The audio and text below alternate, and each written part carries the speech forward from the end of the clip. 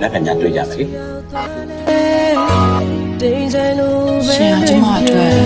မရှိကောင်းမဖြစ်နိုင်ခဲ့တယ်။မင်းကိုပေးနိုင်တဲ့တရားလည်းမဟုတ်ခဲ့။အိမ်ပြန်ရောက်ခဲ့ပြန်မလာတော့မှန်းတည်တယ်အမြင်တွေဝေဝါးစေပါအခု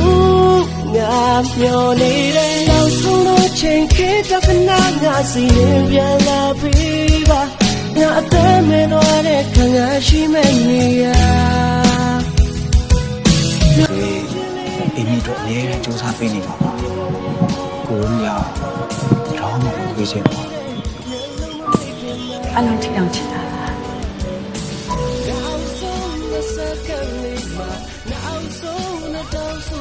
ဟိုအမီရဲ့ချစ်တယ်မြင်ကြတာ